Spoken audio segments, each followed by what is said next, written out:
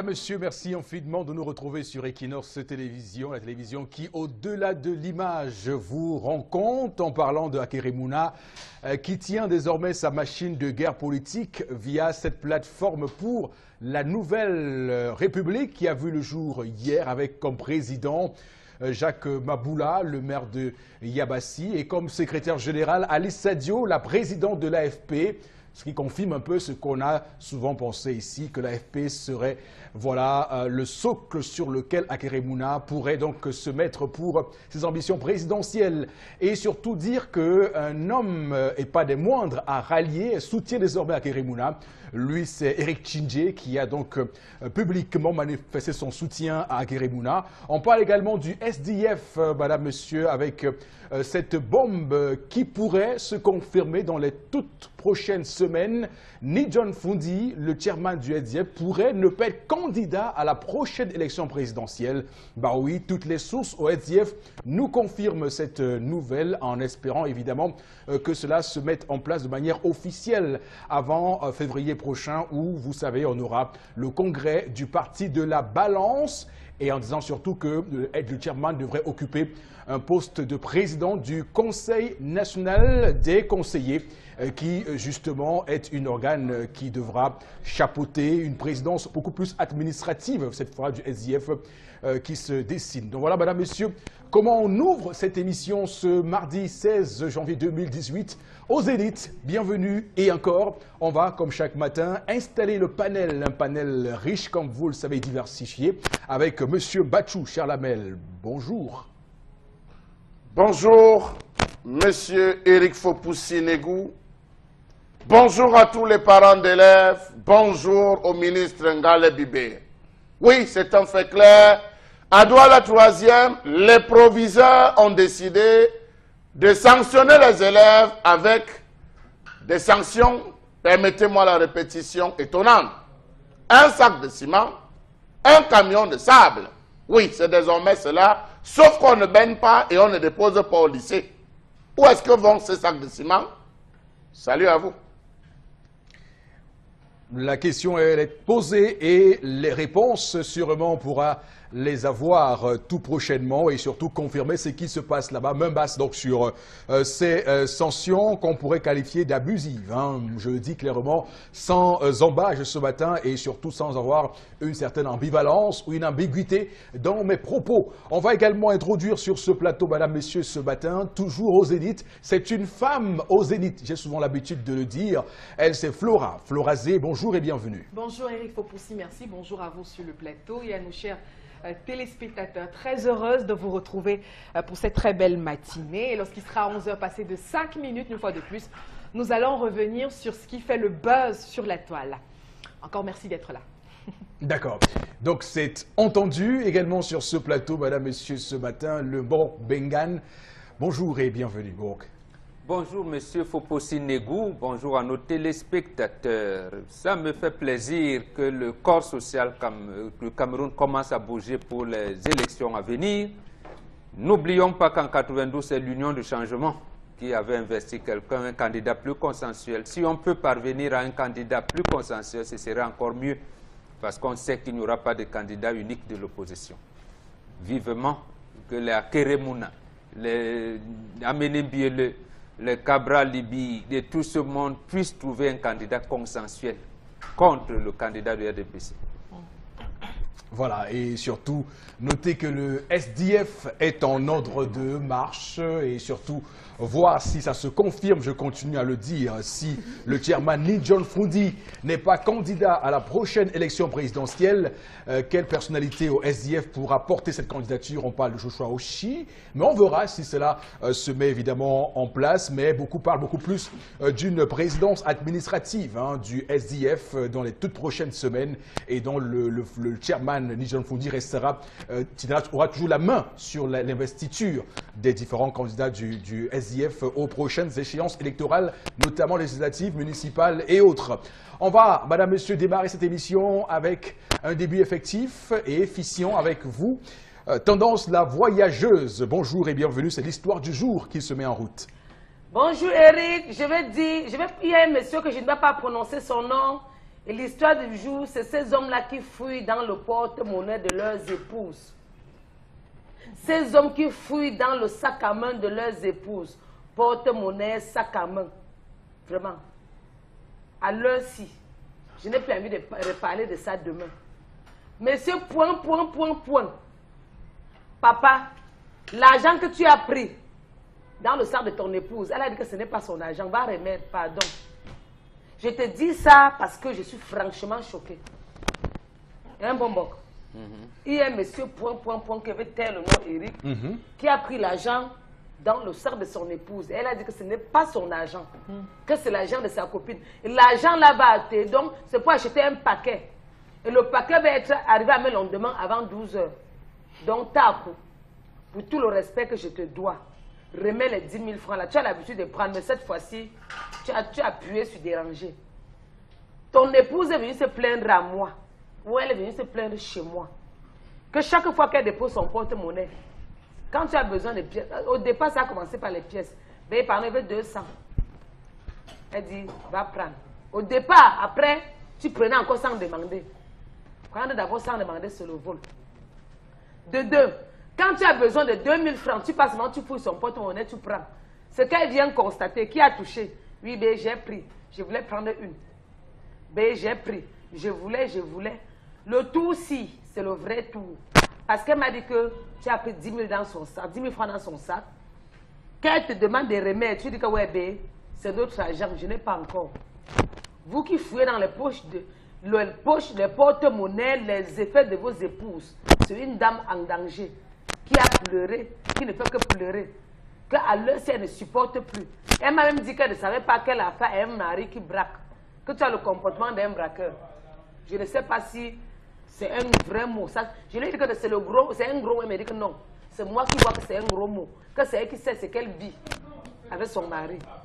Donc, papa, je vais couper court en disant que est-ce que c'est normal de fouiller dans le porte-monnaie de son épouse? Point d'interrogation. C'est mieux de tout, moi, à mon avis, c'est mieux de demander avant de prendre. Parce que quand vous prenez et qu'on constate, qu'on demande, vous dites que mon argent, c'est ton argent, non?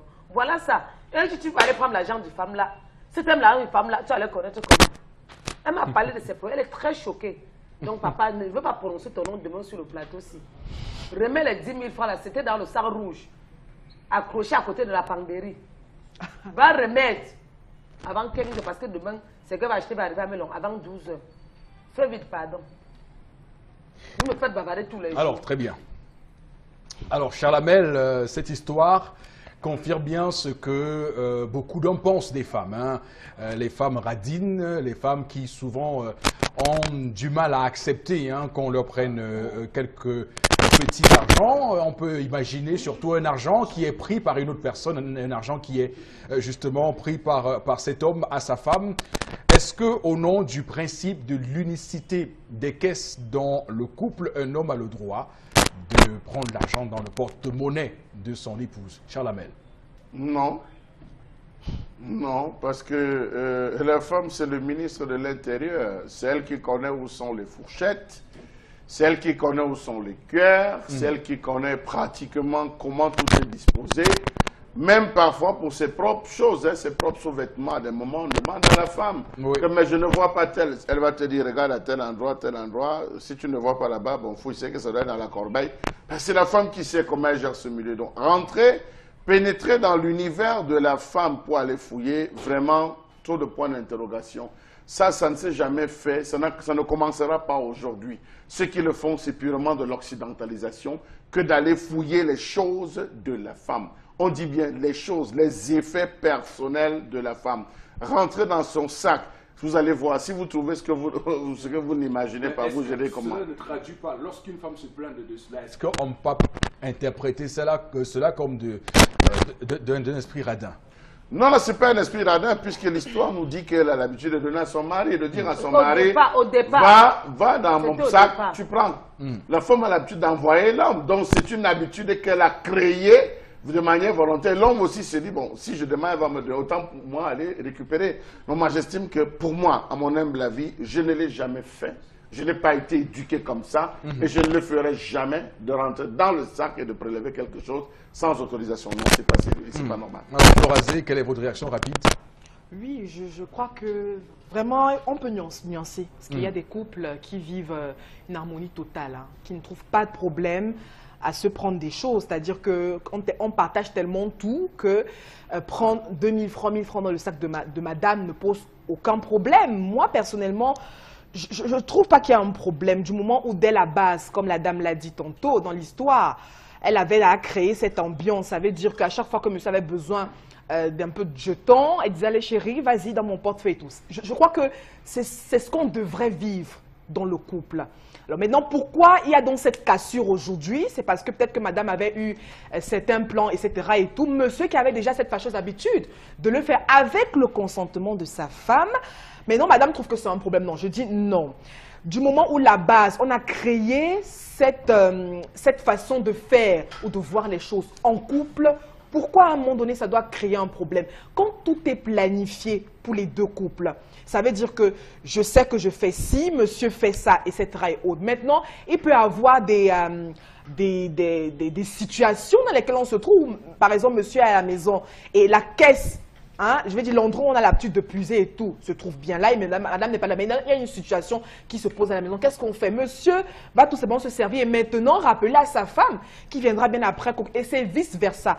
Parce que moi, je ne trouve pas de problème à ce que madame aussi se serve dans les poches de monsieur. Du moment où on met accord, Eric Fopoussi, ça ne devrait pas poser un problème dans le couple. Non. Alors, bon, Bengan, c'est clair que là, on est dans une situation dans un couple. Hein, du coup, c'est assez compliqué de pouvoir dire ce qu'il y a à faire pour ce couple si le couple n'a pas peut-être au préalable établi des règles de fonctionnement. Ce qui est compliqué ici, c'est que le soi-disant modernisme voudrait que chacun ait une particularité de fonctionnement. C'est-à-dire que les 7,5 milliards ou les 8 milliards d'individus qui vivent au monde, chacun vient avec son idée et vous dit « moi, c'est comme ça qu'on va faire. Chez moi, c'est comme ça qu'on doit faire. Avec moi, ce sera ici ou rien. » On oublie que les fonctionnements incombent à la culture de chaque peuple. Si on s'aligne sur ce comportement-là, on verra, on va donc s'engager à vivre conformément à tel ou à tel environnement, à tel ou à tel peuple, à telle ou à telle culture. La culture africaine, on ne le fait pas. On ne le fait pas. On n'entre pas dans, j'allais dire, la chasse gardée de la femme. Et Flora a dit tout à l'heure, il peut arriver des situations exceptionnelles. Madame n'est pas là, une situation arrive, tu dis. Et à l'époque, à notre époque, il n'y avait même pas de téléphone. Mais on le sait. Non, on ne sait pas où elle garde l'argent. On attend. Même si c'est un cas de deuil, on préfère aller prendre l'argent à côté pour qu'au cas où madame viendrait, elle allait voir comment la situation se passait. Précisément parce que vous ne savez pas quel engagement vous avez pris. Peut-être l'argent que vous lui remettez, elle a fait un plan. Elle va, les ustensiles de cuisine manquent à la maison. Peut-être elle a planifié d'acheter des trucs pour les enfants, pour vous-même, ainsi de suite, ainsi de suite. Si vous venez, vous prenez, ça va casser tout. Ça va casser tout. Donc, nous, on ne prenait pas. Bon, d'accord, c'est bien compris. On ne prenait pas. Et donc, cet homme ne prend pas. Si vous voulez, vous lui demandez, elle vous donne. D'accord. En tout cas, moi, ce qui me concerne, hein, c'est clair que lorsque dans un couple, il y a parfaite harmonie, lorsqu'il y a dans un couple une certaine communication, une symbiose, une fusion entre deux personnes, moi, personnellement, je ne trouve aucun souci, aucun problème à aller me c'est donc ça qui gêne, c'est ça que je vous reproche. Ce n'est pas vous. Qu'est-ce que vous êtes? Inscrivez-vous dans une théorie, dans une culture. Vous n'allez pas gérer les 8 milliards de points de vue qui existent au monde. Oui. Il n'y en aura pas. À ce moment-là, c'est le mien là maintenant. Hein, j'ai dit oui, c'est le vôtre. Mais vous allez donc dessiner votre femme sur un bout de papier qui va obéir à cette harmonie-là. Non, puisque donc, effectivement, je suppose qu'elle et moi, on se soit d'abord à un moment donné. Voilà, ça veut dire que si ces règles-là sont définies en fonction de ce que Foposi-Negou pense, de ce que mademoiselle telle pense que sera l'épouse de Foposi, vous n'allez jamais vous entendre. Comment ça, Bobo? Voilà. C'est entre deux personnes qui s'arrangent. Si vous mettez ça dans un cadre défini, dit, vous savez, aujourd'hui on va vivre comme les Blancs qui vivent là. C'est-à-dire la culture occidentale vit que toi tu peux aller au cinéma, moi je vais au théâtre. Je peux vous dire donc, que... maintenant, je peux vous dire ou alors si vous voulez revenir dans la culture africaine, vous dites, bon, vous vivez comment? Je peux vous dire, je peux vous dire sur ce plateau que je ne me pose pas ces questions-là de culture africaine. Ce que je me pose comme question en ce moment, c'est que est-ce que aller me servir dans ces poches, n'est-ce pas, pose un problème pour le couple? Justement, parce que c'est pas un détail. Vous permettez, je vais citer. J'ai compris. Une menace a été détectée. Elle-même, quand elle se sert dans mes poches, moi, ça me pose pas de problème. C'est un détail. C'est un détail qui s'inscrit dans un fonctionnement global. Tout à fait. Vous ne pouvez pas, aujourd'hui, demain, quand quelqu'un viendra, il va dire, il veut la nourriture, vous allez faire comment? C'est un problème, un détail qui se pose dans le fonctionnement global. C'est le fonctionnement global de la vie de couple qu'on inscrit dans une ligne donnée. Tout à fait. Mais une réalité est claire, c'est que la confiance est au cœur de nos rapports. Absolument. Donc je ne lui fais aucun procès. Mais quand vous donnez 1 million à votre femme, vous avez confiance en elle. Je suis d'accord Alors, avec. oui, Chalamel, allez-y. Je pense qu'en Afrique, il y a une maxime qui dit lorsque vous commencez à discuter avec la femme et qu'elle entre dans la cuisine, ne la suivez pas. Lorsque vous échangez avec la femme, elle entre dans sa chambre, suivez-la. Il a même maxime précise en disant que lorsque... Les bébés, vous voyez à quoi on réduit la femme? Non, pourquoi? Écoutez, vous savez... Demandez ce que ça veut dire. Ne tirez pas de conclusion. Quand on vous la donne, prenez-la, essayez de la disséquer, Florager. Ne vous laissez pas discret, même ouverte, la chambre de l'homme, personne n'y entre. Même ouverte, grandement ouverte, personne n'y entre. C'est la raison pour laquelle vous allez voir, lorsque l'homme a oublié de fermer la porte de sa chambre et est sorti, la femme même ne touche pas au poignet. Elle envoie l'enfant en disant, va fermer la porte de ton père. Donc pour dire que ça était toujours cela, respecter la chose d'autrui. Respecter la chose. Ce n'est pas parce qu'elle est votre épouse, parce qu'elle est votre femme, parce qu'elle est votre fiancée que vous allez vous donner des libertés de rentrer comme vous voulez dans son porte-monnaie ou dans son sac ou dans sa penderie. Vous avez totalement raison et je le dis encore, je reprécise ma pensée pour qu'on soit tout à fait clair. Je l'ai dit dans un contexte de commun accord, de commune vision du couple. Là c'est clair, il n'y a pas d'ambiguïté. Non, on ne conteste pas. Non, il n'y a pas d'ambiguïté. Vous êtes dans la civilisation occidentale. Je suis d'accord avec. Où l'homme n'a plus de chambre. Non, c'est chaque couple qui crée son paradis, son harmonie. Ça n'a rien à voir avec... C'est que j'ai du mal à concevoir qu'un homme ne partage pas sa chambre avec une femme. Mais il a 3 femmes, il partage les droits de 4 Voilà, il fallait donc Chalamel. J'ai du mal à le concevoir. Non, un ne conclut pas. C'est la polygamie qui est la règle en Afrique. L'homme a sa chambre, les femmes en ont. Ça, c'est vous qui le dites ici, sur ce plateau.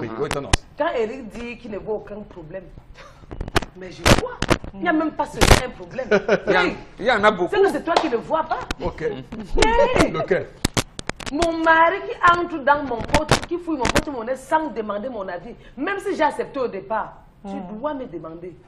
C'est comme ça que tu vas entrer, même si c'était 1 million que tu prenais. Oui, non, ça ne se passe pas comme ça. Appelle-moi, mon bébé, j'ai vu l'argent dans ton sac, est-ce que je peux prendre? Il ne doit même pas le voir. Si je dis, d'abord même, bébé, est-ce que tu peux avoir tel montant, je veux telle chose. Ça dépend de moi à ce moment. Et prendre sans demander, c'est le vol. Tu es un voleur. Tu vois, le gens qui veut rester avec mon porte-monnaie dans le cabas. Ou toujours, je vais toujours fermer la porte de ma chambre de peur que mon mari va venir me fouiller. Tu es le bébé. Tu n'es pas un bébé. Tu dois dialoguer avec moi, demander mon avis. Voilà l'argent que tu as pris qui n'était pas pour elle. Elle veut parler, tu dis que tu vas remettre. C'est votre travail, son argent. Ça ne se passe pas comme ça, non. Il faut savoir faire la part des choses dans la vie. Moi, je peux toucher l'argent de mon mari, fouiller même dans ses poches. Pourquoi pas? Mais pour moi, il ne peut pas fouiller. Nous, les femmes, nous sommes souvent trop compliquées. Si en partant fouiller, tu trouves les écorces, tu vas dire que tu partais fouiller quoi? Les écorces que je garde. Non, non, là, à ce moment, comment vous venez avec les écorces à la maison? Non, ça dépend. Bon, je peux prendre les écorces pour garder mon corps, pour notre protection même. C'est le mari qui doit garder ton corps. Pour notre protection de la famille. Si tu viens là, maintenant, c'est tu pas les bon. écorces. Demain, tu vas devenir La Dieu. femme- On m'a dit que Là, c'est pas bon. La femme n'a accès aux effets de l'homme que lorsqu'il les lui concède, les pantalons pour la lessive. C'est là où elle peut se permettre de fouiller les poches. Une femme qu'on surprend en train de fouiller les habits de son mari, fut-il même accroché au mur, est passible d'une répudiation. La femme n'a pas le droit de pénétrer dans les effets de son mari. C'est un devoir pour l'homme de dire, si tu apprends qu'il m'est arrivé une chose, si tu apprends que je suis dans telle situation, la première chose que tu as fait, le sac qui est là, saisis-toi de là, garde-le jalousement. D'accord. Voilà ce qu'un homme dit à sa femme. Très bien. Alors, quelques messages Florazé rapidement. Allons-y pour prendre les messages dans cette première partie de l'émission. J'ai envie de m'exprimer aussi. Voilà. Bon, mais bon. Vous vous exprimerez après les messages. Allez-y. Alors, pour moi, l'homme a été... L'harmonie a été créée auparavant, mais cela, en demandant avant de toucher, il a pris le monsieur sans demander. C'est ce qui n'est pas normal. L'homme n'a pas le droit de le faire. C'est une réaction ce matin.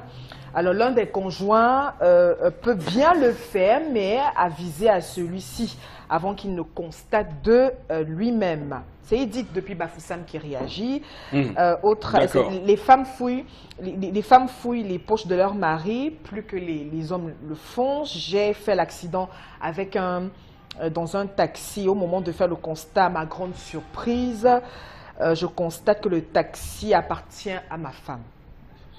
Voyez-vous ça comment? Pourtant, ma femme connaît. Vous la répudiez. Ça, c'est un motif de divorce. C'est vous qui... Ok. J'ai dit dans le contexte africain, c'est un motif de divorce. D'accord. C'est bizarre de pas, oui, absolument. Continuez à lire les messages, je vous en prie, Florazé. Voilà, chez nous, l'homme n'a même pas le droit de se servir dans les marmites de sa femme. Absolument. Jamais. Absolument. Jamais. Vous attendez. Même rentrer à la cuisine chercher le plat. C'est pour cette raison que même lorsque l'homme rentre à 3 heures, elle doit venir chauffer la nourriture. Maintenant, votre comportement dit d'évolution.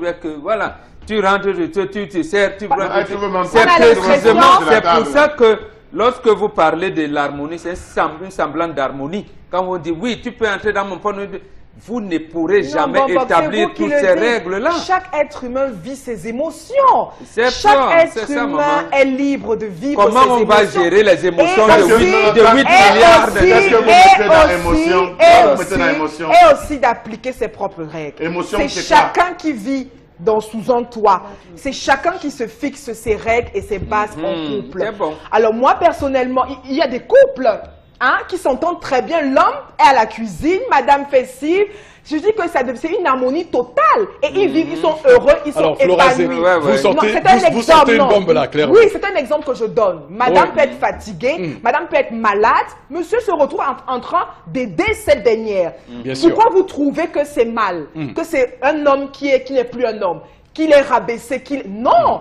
Je trouve que chaque être humain a le droit de se fixer ses objectifs et c'est chacun qui ressent ses émotions, encore plus dans le couple. Ne vivons pas la vie des autres ou de ce qui a été fait avant. Oui, Charles Amel, j'estime, ils ont été heureux avant. Mais aujourd'hui, il y a des couples qui se fixent ces règles et qui sont heureux. C'est ça l'essentiel. Qu'est-ce que vous mettez c'est d'être dans heureux émotion? à la fin. Parce que qu'est-ce que vous mettez dans l'émotion? C'est vous Parce qui que l'émotion, Non, laisse-nous. Vous avez exprimé ce que vous avez dit. Ne traduisez pas ce que nous disons. Ok, mais tout le temps, Charles Amel est toujours en train de traduire. Pour ajouter un peu de l'eau à votre moulin, Florazé, je voudrais dire que moi, je ne trouve aucun souci, mais alors aucun problème qu'un homme aide sa femme à faire la cuisine Voilà. et qu'il soit à la Merci, cuisine Eric avec Fopussi. sa femme. Je ne trouve Merci. aucun scandale à cela. On va Donc trouver l'homme pour ceux, Ici en Afrique. Non, ils existent. moi qui non, vous non. C'est parle, chez les Blancs, moi c'est qui, chez les Blancs qu'on trouve moi qui vous parle, j'en suis un exemple précis et concret. C'est clair, bien sûr. Je témoigne. Je ne peux Voilà. même pas rêver que mon frère a préparé à sa femme. Oh là là. Combien de fois quand tu avais Oh avec là ton là. mari pour qu'il ouvre la porte, Oh là c'est le là, problème. oh là là. Non, non, Si c'est que... un homme commence à entrer à la cuisine pour son épouse, si elle n'est pas malade, je vais réfléchir que peut-être c'est le Tobassi. Voilà. Dans le contexte africain, un bobo. Oui. Oui. Tendance, Mon petit- Vous savez, Ok. Tendance a raison, parce que Mon justement, frère. on est enfui dans ce genre de pensée. Je veux pas C'est qu'on chez les Blancs Oh, qu'on et il y en je veux a pas qui qu'on ont peur reparte de sur un nouveau s'exprimer. débat. Je veux pas C'est chez les qu'on Il y en a qui reparte ont sur un peur nouveau de débat. s'exprimer. Flora Parce Zé, je vous en prie, qu'ils ont lisez, peur de ce qu'on va dire. lisez deux derniers messages et Malheureusement, puis on avance. vivons nos vies. Pour ma part, je pense qu'il n'y a pas de problème à ce que le mari se serve dans le sac de sa femme en cas de force majeure. Oui. Cas de force majeure. Là-bas, c'est consto. Oui, c'est... Alors, par rapport à la révélation de madame, on dit l'habitude est une seconde nature. Je parie que si cette femme qui avait pris l'argent de son mari, elle ne devait jamais remettre cette somme à ce monsieur, l'homme a tendance à simplifier et ne pas se plaindre. D'accord. Oui, mais il faut dire qu'elle n'a pas le droit de fouiller. Merci infiniment à Ça dépend à des vous. contextes. Je Ça continue, dépend je de continue, rien Ça du dépend tout. des je contextes. continue de à le rien. dire. Chaque individu fixe les règles de sa Voilà. maison.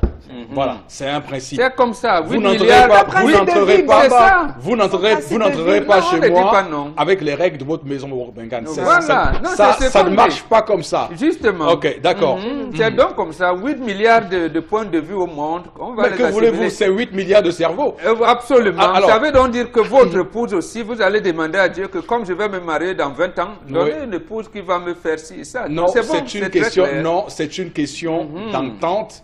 C'est une question de principe. C'est une d'accord, question de dans une- culture. Vous n'allez pas, le monde n'a pas commencé à évoluer aujourd'hui. Mais c'est une le culture monde aussi vit, de existe depuis des négocier. milliards d'années, cher ami. Mais négocier Juste- est une culture. Bon, je vous assure. Négocier Est une en culture. fonction de... Il y en a qui négocient avec la machette en main, c'est ça négocier? Oui. Alors, Alors, c'est pas le ça jour que vous négocier. rentrerez chez vous, monsieur Fopussi-Négou, que votre femme vous dira qu'elle n'entre pas à la cuisine ou n'a pas pu entrer, et vous demandera d'aller préparer parce que vous connaissez si bien. Ne vous plaignez pas. Je vais le faire. Oh. Et il faudrait Rassurez-vous. même que le jour Je où... vais Ça le faire. dépend. Oui, Si le jour- vais le les faire. gens vivent Le leur jour vie dans où leur maison. ta propre maman, mais c'est ce qu'on dit. Le jour où votre maman viendra, elle allait dire que non, chérie, toi, moi, maman ici, c'est moi qui prépare. Mais pourquoi pas? On Pourquoi vous est trouvez en que nombre, c'est ouais, saccadé? Pourquoi pas? J'ai dit c'est bon. Pourquoi Ton pas? nom Alors, peut être merci, saccagé dans la famille. Faut battre le merci, secteur. merci beaucoup pour vos, Tendance. merci beaucoup pour vos scepticismes Et je vous assure que ces couples sont compulsifs les plus heureux. sur ce plateau. Mais Très bon, épanouis. en tout cas, Merci pour les statistiques. je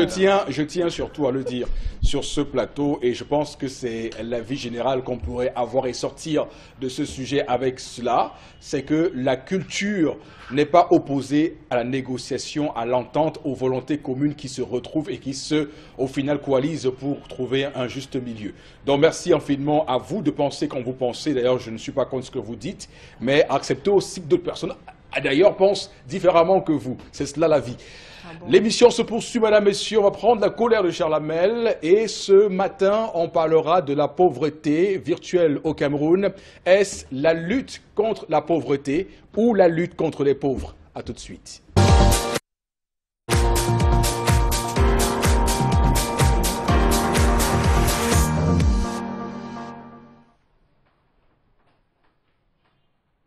Je m'interroge ce jour sur la question de la pauvreté.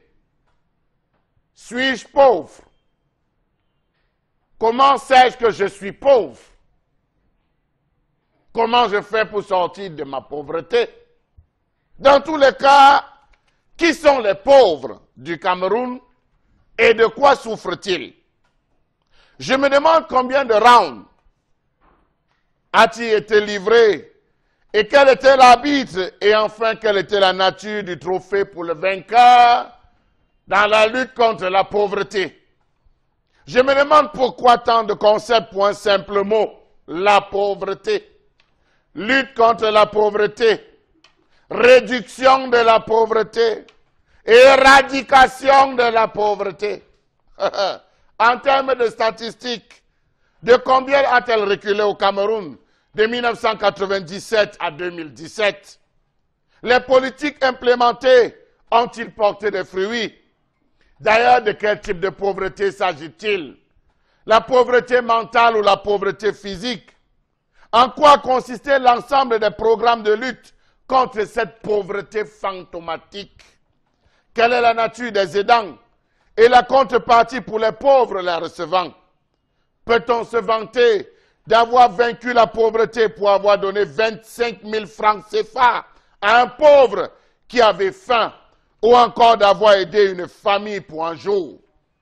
Comment comprendre que malgré des indices de croissance promoteurs au Cameroun, si l'on en croit les discours officiels, la précarité reste un problème crucial pour la majorité des citoyens de notre pays, au vu de l'insécurité grandissante dans ce même pays? Circulez vous aussi dans les rues de Douala, Bertoua, Bafoussam, Yaoundé, Maroua, Garoua, pour vous rendre compte du nombre élevé des nécessiteux qui abordent les passants pour obtenir ne serait-ce qu'une pièce de 100 francs. 100 francs CFA. Comment comprendre qu'avec 30 années et plus d'exploitation pétrolière, le Cameroun, dont les réserves sont finissantes, ne soit pas devenu un Eldorado, un Koweït, un Dubaï ou une Arabie Saoudite avec une réduction capitale du nombre de pauvres?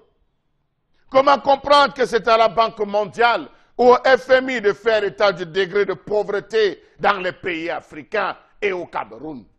Comment comprendre qu'en un laps de temps, le Cameroun soit passé de pays en voie de développement à pays à revenus intermédiaires, en passant par pays sous-développés, pays pauvres très endettés et enfin pays sous ajustement structurel? Comment comprendre qu'il aura fallu du temps et la pression internationale pour que l'on commence à apercevoir les traces des revenus pétroliers dans le budget de l'État, sans bien sûr que l'on sache exactement la proportion qu'elle représente? Comment comprendre le fait que le Cameroun s'est refusé d'adopter une loi sur la gestion des revenus issus des pipelines, alors qu'elle serait un véritable facteur de réduction de la pauvreté dans ce pays? De quelle pauvreté parle-t-on? De quels pauvres parle-t-on? Où sont-ils? Où vivent-ils? Point d'interrogation. Les causes de la pauvreté, on les connaît. La nature, le manque de moyens financiers, le manque d'infrastructures agricoles, la surexploitation de l'environnement, la paresse africaine, la surpopulation mondiale. Voilà les problèmes. Et n'oublions pas le problème de la dette mal posée.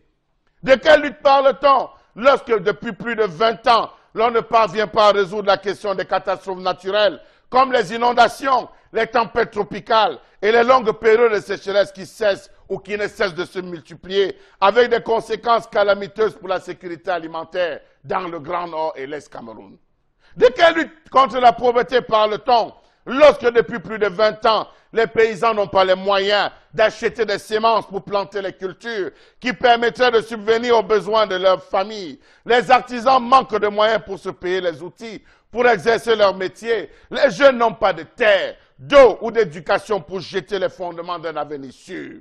De quelle lutte contre la pauvreté parle-t-on lorsque depuis plus de 20 ans, le pays manque d'infrastructures routières, agricoles, telles que les routes, des entrepôts et des moyens d'irrigation avec des frais de transport élevés? Un manque d'installation de stockage et un approvisionnement en eau peu fiable, sans toutefois oublier une énergie pauvre en qualité. De quelle lutte parle-t-on vraiment lorsque depuis plus de 20 ans, les pratiques agricoles sont extrêmement médiocres? La déforestation, la surexploitation des terres et des désherbages épuisent la fertilité de la terre et sèment les graines de la faim.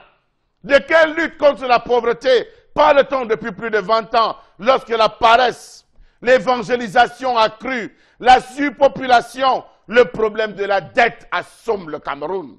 De quelle lutte contre la pauvreté parle-t-on lorsque depuis plus de 20 ans, les détournements, la corruption, la mauvaise gestion, les inégalités sociales, la fuite des capitaux, la mise à l'écart de l'agriculture, le manque de planification et de projets de société, le manque d'une vision commune, régionale et continentale ont fait le lit. Les pauvres ont faim au Cameroun et leur faim les prend au piège de la pauvreté. Faut possible. Alors, la pauvreté, il faut le dire, pauvreté monétaire, c'est lorsqu'on vit sous le seuil de pauvreté monétaire est de 931 francs CFA par jour. Donc vous comprenez que au Cameroun, on compte près de 8,5 millions environ de personnes qui vivent sous ce seuil-là, qui ont moins de 931 francs CFA par jour. Je parle sous le contrôle de Charles Hamel, mais également on parle de 37,5% de pauvres au Cameroun. C'est extrêmement grave. Cela est d'autant plus grave que, à contrario, ou bien de l'autre côté, on voit des gens de plus en plus devenir riches. Les riches sont de plus en plus riches. L'écart se creuse. Et lorsque je commençais ce programme, au début de ce programme, je disais souvent, il y a comme un creuset, comme un gouffre qui se crée entre les personnes qui sont pauvres et les personnes riches. Donc il y a un vrai gouffre, un véritable gouffre qui se crée. Alors, Moro Bengane, il y a souvent été dit qu'on a le DSCE, document de stratégie pour la croissance et l'emploi, qui était censé du moins réduire la pauvreté au Cameroun, mais on se rend compte que rien n'a été fait. Alors, on va, avec vous, établir le contexte juridique et historique de cette question. Attendez. Lorsque vous me posez une telle question, vous-même vous êtes sérieux, oui, monsieur Foposi? Bien sûr. Ce document-là est élaboré au moment où le Cameroun est un pays pauvre, très endetté. Vous êtes pauvre, très endetté, et vous envisagez le développement critère. Vous envisagez en sortir. Voilà, c'est pour ça que je dis, nous, de notre époque, on ne fait que constater qu'aujourd'hui, on n'a même plus les larmes pour pleurer. Non, soyons sérieux. Il a parlé de la Banque mondiale tout à l'heure. En fait, après la Deuxième Guerre mondiale, la Banque mondiale a été créée pour enrichir les pays développés et appauvrir les autres. C'est-à-dire qu'il fallait recadrer ce que la partition du monde qui avait été faite dans les années 1800. Et donc, l'Allemagne n'avait pas bien compris la répartition après la guerre de 14-18. Il fallait donc maintenant repositionner, redimensionner les structures géopolitiques du monde, mais surtout économiques. Vous vous rappelez qu'on pardonne au général de Gaulle d'utiliser l'argent du plan Marshall, mais refuser d'aller à l'OTAN et laisser la France se constituer. Et aux autres pays, on leur dit piétinez-les. Je vous donne un exemple simple. 1960 est considéré comme l'année des indépendances en Afrique. Ce jour-là, cette année-là, les 20% des personnes les plus riches avaient déjà un revenu égal à 30 fois le revenu des 20 personnes les plus pauvres. 1980, c'est-à-dire 20 ans après, les mêmes 20% des personnes les plus riches, leur revenu est passé à 82 fois celui des 20% des personnes les plus pauvres. Oui. Voilà. En 2002, les 20% des populations les plus riches s'est accaparé de 80% des richesses mondiales et possèdent 80% des voitures du monde entier, les 20 personnes les plus riches, et consomment 60% de l'énergie totale utilisée. Alors là, voilà, c'est vraiment grave ce que vous décrivez. Ma source, oui, ça vient d'un type qu'on appelle Jean Ziegler. Jean Ziegler, oui, est un sociologue suisse, mais davantage, il a dirigé la Commission des Nations Unies contre la faim. Il a commis un livre qui s'appelle, écoutez bien, Les nouveaux maîtres du monde et ceux qui leur résistent. Ça a paru sur Fayard en 2002. Donc, il dit encore dedans, pour étayer son exemple, que le Niger, le Bangladesh et la Birmanie sont les pays les plus pauvres du monde. Or, le Niger produit 60% de l'énergie consommée en France. Via l'uranium. Voilà, je ne sais pas. Et où Areva a installé les rebords voilà, moi je parle de la gestion de Jean Ziegler. Non, j'essaie de nourrir vos pensées. Absolument. Il n'y a aucune pensée belliqueuse derrière ce que je précise. Aujourd'hui, 2017, 2018, nous sommes là, en fin 2017, les 225 personnes les plus riches du monde, sur les 8 milliards environ que nous avons, totalisent quelque chose comme 1000 milliards de dollars américains. D'accord. C'est-à-dire environ 540 milliards de francs CFA. D'accord. 540 000 milliards de francs CFA. Une fois qu'on a dit ça, Bobo, sur les généralités, revenons au Cameroun. Ce que vous appelez là, c'est rien du tout. Eux-mêmes, ils le savent. Ils savent que c'est rien. C'est pour cette raison que même le président de la République, en lançant ce qu'il appelle... Non, il a appelé lutte contre la pauvreté, vous avez dit là tout à l'heure. À ce moment-là, 1994, le PNUD, qui est généralement le Programme des Nations Unies pour le développement, qui contrôle les actions de tous les systèmes des Nations Unies dans le monde, avait justement enclenché une étude assez faite qu'on avait confiée à un autre organisme du système des Nations Unies, la Conférence des Nations Unies sur le commerce et le développement. Il a donc sorti un rapport en 2002 intitulé « Les pays moins avancés échappés au piège de la pauvreté ». Voilà, donc avec ça, c'est en 2002. Nous sommes en 2014 avec les chiffres que je vous ai dit. Est-ce que vraiment le système des Nations Unies là, aide les pays à sortir de la pauvreté? J'ai dit non. Donc en fait, vous qui croyez aux, j'allais dire, aux orientations des hommes politiques ou alors au discours sur la coopération et le développement, c'est votre problème. Alors vous faites donc un lien exogène sur le sujet de ce matin. Un lien qui fait croire que cette lutte contre la pauvreté a du mal à se mettre en branle parce qu'il y aurait une main, une main plus internationale qui empêche qu'on y arrive. Alors j'aimerais surtout qu'on revienne sur le plan du Cameroun pour que on comprenne bien les pesanteurs qui tournent autour de tout cela, parce que tout à l'heure j'évoquais le DSCE, le document, vous savez, de stratégie pour la croissance et l'emploi, qui avait prévu d'ailleurs un taux de croissance soutenu donc de 2010 à aujourd'hui, ce qui n'a pas été le cas parce qu'entre-temps, en cours de chemin, et c'est ce que racontent tous les experts économistes qui veulent défendre ce DSCE, là ils disent que le Cameroun a subi les attaques de Boko Haram qui a considérablement essoufflé ses ressources. Il y a eu la baisse des coûts du baril du pétrole qui a également eu son effet. On a aussi parlé dans tout cela de tout ce qu'on peut aujourd'hui évoquer comme contrainte dans l'administration camerounaise, les lenteurs et surtout la difficulté qu'on a aujourd'hui à mettre le train de la compétitivité, mais aussi le climat des affaires au Cameroun. Alors Charles Hamel, quand vous entendez ça, quand on vous déroule tous ces points-là, vous dites quoi? Vous dites que ce n'est pas recevable, que c'est difficilement soutenable, ce point de vue? Attends, je là. Oui, allez-y. Pourquoi on a créé la Sodecoton au Cameroun, alors qu'il y a le mil et le sorgho là-bas?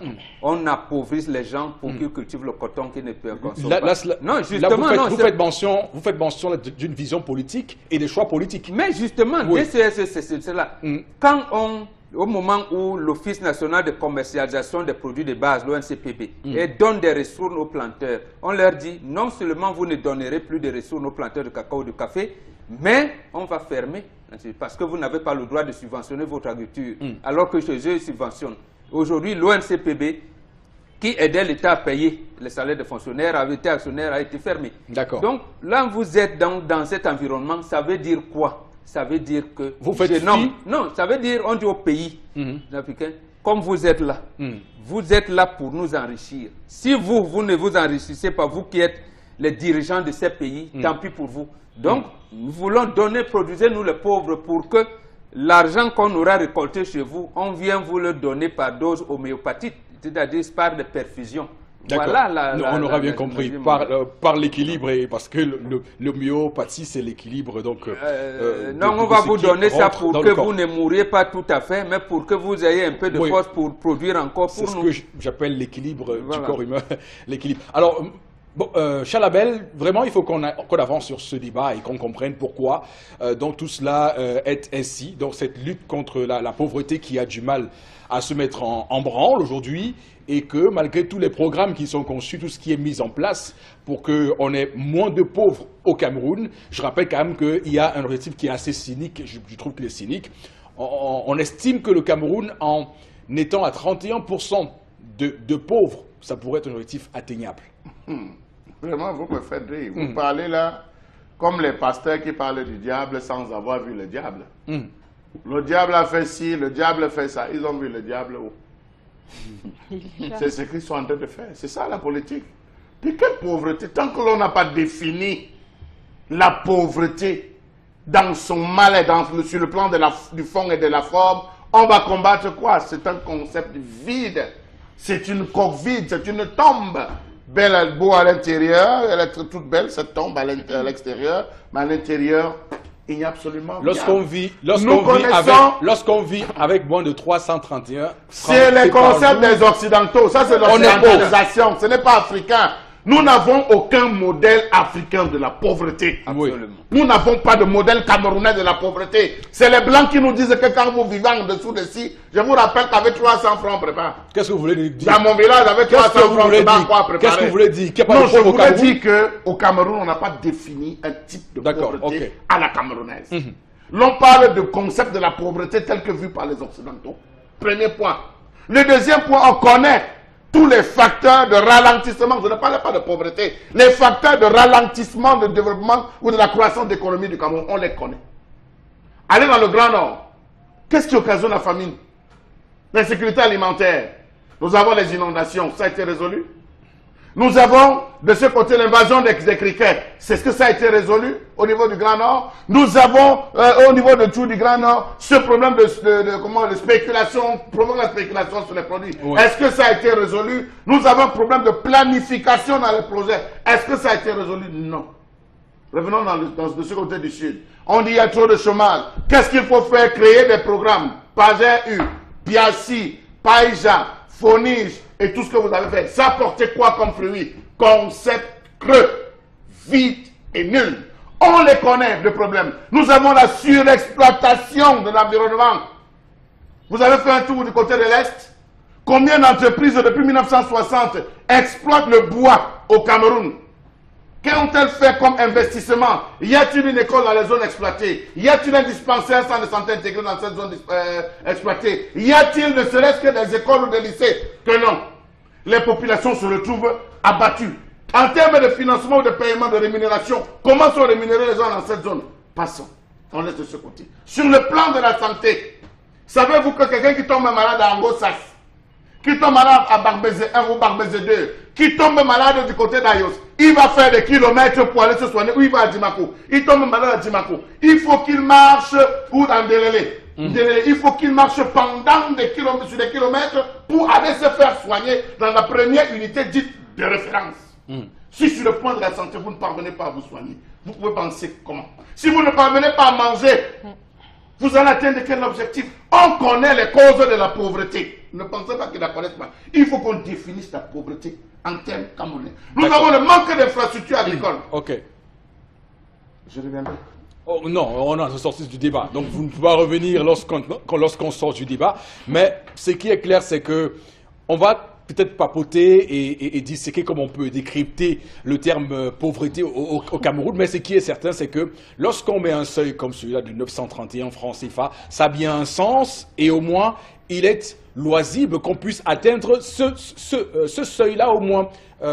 Florazé, je voudrais vous demander, quand vous regardez un peu le Cameroun, comment les choses se mettent en place, il y a quand même des efforts qui sont faits, ou bien vous vous dites que rien n'est fait? Non, rien n'est fait. Regardez seulement le panier de la ménagère. La ménagère souffre, Eric Fopoussi, et on est sorti de l'année 2017 avec une crise énorme. Est-ce que vous savez qu'au Cameroun, il y a des enfants qui meurent de malnutrition? Donc, ça veut dire qu'on est on est dans une phase très, très critique. Alors, pourquoi? Parce que la lutte contre la pauvreté n'est plus vue comme avant. Aujourd'hui, c'est un marché très juteux. Je suis d'accord avec Mbombokou, où justement, il y a des gens qui se servent notamment de cette lutte contre la pauvreté pour s'enrichir parce que c'est un marché qui met en jeu plusieurs milliards. Donc, il y a donc des personnes qui sont là, qui s'enrichissent et qui nous appauvrissent encore plus que nous sommes encore beaucoup plus que nous sommes déjà dans une situation assez critique. Alors, comment comprendre? Quand on sort de l'année 2017 avec une crise alimentaire, on parle de l'insécurité alimentaire, et qu'on ne nous informe pas sur les mesures qui ont été prises dans l'extrême nord, à Maroua, pratiquement dans toute la zone septentrionale du pays. Et il faut possible, on peut s'arrêter là. C'est très grave. Donc, c'est ça, il faut à un moment donné que les gouvernants africains, on est en Afrique. L'Afrique est la mère nourricière, qui a pas mal. Savez-vous que les plus gros diamants au monde sont déterrés en Afrique? Vous allez en Afrique du Sud, au Lesotho, allez voir comment les habitants, les gens vivent au là-bas, Lesotho, au Cameroun, en le Afrique du Sud Centrafrique, et autres, vous allez par voir exemple, en Afrique Bombor. du Sud, pourquoi? Alors, donc ça veut dire que nos gouvernants africains vous posez ne sont clairement, pas vous posez sérieux. clairement Et le problème le est problème. basique, Eric Fopoussi. Oui, vous posez là le problème de la répartition des richesses. Mais tout à fait, il faut qu'on, et Charles Hamel l'a dit, il faut qu'on mesure, il faut qu'on cartographie les problèmes, les conditions de vie des citoyens camerounais, du Cameroun même. Est-ce que ces mesures sont fixées? Est-ce que ces mesures sont connues? Oui, Eric. D'accord. Ok, je vais essayer un tout petit peu d'attirer la foudre sur moi ce matin en faisant cette affirmation selon laquelle il y a les pauvres partout, même en France, aux États-Unis, il y a les pauvres. C'est leur problème. D'ailleurs, en France, il y a près de 6 millions de pauvres en France. Mais c'est leur problème, ils travaillent quoi? Ils ont un sous-sol. Donc ils voilà. Pas de sous-sol. Bon, oui, ils doivent être pauvres. Oui, la foudre Non, ils doivent être pauvres. Alors, tendance, clairement, on se rend compte ici qu'on est en train de disséquer, de dire clairement qu'au Cameroun, rien n'est fait pour que les pauvres deviennent beaucoup plus à l'aise et qu'on réussisse quand même à véritablement lutter contre la pauvreté que Charles appelle pauvreté virtuelle parce qu'elle n'est pas encore définie clairement au Cameroun. Alors pour toi, c'est quoi être pauvre? C'est quoi être pauvre pour toi? Pour être pauvre. Oui, c'est quoi être pauvre? Pauvre, ça veut dire qu'on est pauvre. Les jours où on reste, on ne mange pas. On boit le tapioca pour dormir. Passons. Comment reconnaître que je suis pauvre? Hein, Charlie? C'est quand j'arrive au marché. J'ai vraiment envie de manger un bon sauce d'arachide avec le maquereau, surtout la queue du maquereau. Et que mon assaut me dit qu'on ne voit plus les maquereaux. Où sont passés les maquereaux dans nos marchés? Point d'interrogation. Passons. Et quand tu parviens à trouver le maquereau, c'est 3 petits maquereaux comme ça à 1000 francs. La banane tendance. Comment reconnaître que je suis pauvre? Quand le soir, tes enfants rentrent de l'école, tu veux lancer l'œil dans les cahiers pour voir ce qu'ils ont fait à l'école. Parce qu'on va dire que quand tu vas lancer l'œil, que tu connais quoi. Je tiens l'enfant de la scie jusqu'au cours préparatoire. Passons. Et quand on te coupe la lumière, ça revient après 2 jours. S'il y avait les relations, ils pouvaient appeler pour dire qu'on a coupé, on me remet nos Eric. Et sans me dire, sans passer les communiqués. Passons. De 2. Comment reconnaître que je suis pauvre? Mon père va être au courant de tout. Nouvelle année, nouvelle méthode. Au-delà de l'image, nous rendons compte. Papa, tu me vois. On m'a dit qu'il fait la coupe pour venir étudier. Je fais. De 2. Quand tu as en face de toi un mari qui est enseignant, il a enseigné 15 ans, vous n'achetez même pas un terrain, vous êtes en location. Passons. Comment reconnaître que je suis pauvre? Quand tu travailles dans certaines sociétés, tu as ta pion. Pour te payer à la fin du mois, on parle sur l'argent. Que je paye comme ça qu'on a travaillé, quoi. Alors qu'on sait que c'est la sueur de ton front. Passons. Comment reconnaître que je suis pauvre? Quand tu veux manger au tourne d'eau, Eric, ton assaut t'insulte d'abord jusqu'à pour toi vient. Je coupe court en disant à Charles Hamel que ce qu'on prépare dans ton village avec 300 francs. Pardon, ne trompe pas les ménagères, selon cuit. Oui ou non? Oui ou non? Et on peut pas manger ça tous les jours, non, non, cuit au village avec 300 francs, on s'en sort parce qu'il y a les ingrédients à la maison. Vous avez le maïs qu'on coupe au champ, qu'on sèche au grenier. On écrase à 100 francs. Maintenant, les ingrédients, on peut m'écraser à 150 francs, ça dépend. Les ingrédients sortent du champ, on prépare le cuit et les feuilles, on coupe du champ. Dis ça, parce que quand tu dis qu'au Cameroun, avec 300 francs, on prépare, tu as appuyé sur gâté. Merci. Oui, Charles Hamel, oui. Je vais aller un peu plus loin. Vraiment, en 30 secondes. Imaginez une femme qui va à Manja, à Banganté, elle achète 20 cajots de tomates à 14 000 francs CFA. Elle a calculé la pièce. Elle va payer le transport à 10 000 francs. Nous sommes à 24 000. Négocier la route avec les policiers à 5 000 francs. Décharger à 4 000 francs, à 200 francs la pièce. Ça va lui revenir à 33 000 francs CFA. J'enlève les tickets qu'elle va payer. Vous pensez que cette femme va revendre à combien? D'accord. Posez-vous la question. Et je vous dis que tant qu'on n'aura pas défini la preuve d'ici 6 mois, beaucoup d'entreprises ne vont pas supporter les nouvelles taxes. Tout ce qu'on raconte au niveau du port autonome et tout ça, les nouvelles taxes, les nouvelles charges qu'on va payer, beaucoup d'entreprises vont fermer. Absolument. Beaucoup d'entreprises vont fermer. Je ne sais pas si le chef de l'État se rend compte de là. Il est au courant. Beaucoup d'entreprises vont fermer. En 1990, Jean-Marc Ella a sorti un livre intitulé « Quand l'État pénètre en brousse ». Il faisait justement mention de ces réformes agraires que le gouvernement du renouveau avait prises à l'époque pour soi-disant lutter contre la pauvreté et contenir les zones rurales. Donc l'État a effectivement pénétré en brousse. Merci beaucoup à vous, les uns et les autres sur ce plateau. Merci également de nous retrouver sur Equinox Télévision. On vous l'a dit à suffisance. Au-delà de l'image, nous rendons compte. À tout de suite. Et voilà, retour donc sur ce plateau du 10-12, le Zénith pour cette deuxième partie de votre émission, madame, monsieur, émission reconnue d'utilité publique, on va le dire à l'entame de cette autre séquence de votre programme. On va également rentrer de plein pied dans cette émission, dans cette deuxième partie, avec les messages que nous recevons de votre part. Et c'est Florazé qui va s'occuper de nous les rendre pour qu'on soit tous d'accord. Oui, Eric Fopoussi. Alors, ces histoires de croissance ont quel impact sur le bas peuple? C'est une question. Pour réduire la pauvreté, il faut d'abord diviser les salaires des hauts gradés par 4, baisser les prix des denrées alimentaires de première nécessité sur le marché et doubler, voire tripler le SMIC au Cameroun. C'est Yetna qui réagit ce matin. Au sein d'un couple, il y a des espaces privés. Sinon, la place de l'homme est-il à la cuisine? Doit-il fouiller dans les sous-vêtements de sa femme? C'est vice-versa. On ne l'a pas dit ici. Les pays luttent contre la pauvreté ou luttent contre les pauvres depuis la seconde moitié des années 90. Le bailleur des fonds internationaux a pensé à la sociabilisation. Ils se cachent derrière leur hégémonie et préservent leur politique pour déstabiliser les pays africains. Ils affichent la lutte contre la pauvreté comme objectif central de leur politique envers les pays du Sud. Alors, sachez, voilà, autre SMS. Je pense que la pauvreté s'accentue au Cameroun à cause de nos dirigeants qui ne pensent qu'à leur ventre, à leur famille, tout pour eux, rien pour les autres, les détournements de fonds et autres. Vraiment, il faut que la CONAC fasse son travail, sinon l'émergence en 2035 risque d'être un luxe pour nous. C'est Ashley qui s'interroge. La CONAC fait son travail, mais les textes qui organisent la CONAC disent que son rapport doit être remis au président de la République. Et le président de la CONAC, Massi Gams, a demandé qu'on lui donne la possibilité de porter plainte contre ceux qu'il aura découvert comme détourneurs de fonds. Donc c'est un organe, comme on dit en termes juridiques, consultatif. Donc voilà, il est un organe consultatif. Il fait son travail. Alors, Eric Fopoussi, si on était arrivé dans une zone comme une zone du littoral, comme celle du littoral camerounais, qu'on organise les pêcheurs en gîte, et qu'on donne les moyens aux pêcheurs d'aller en haute mer avec des quotas pour nous rapporter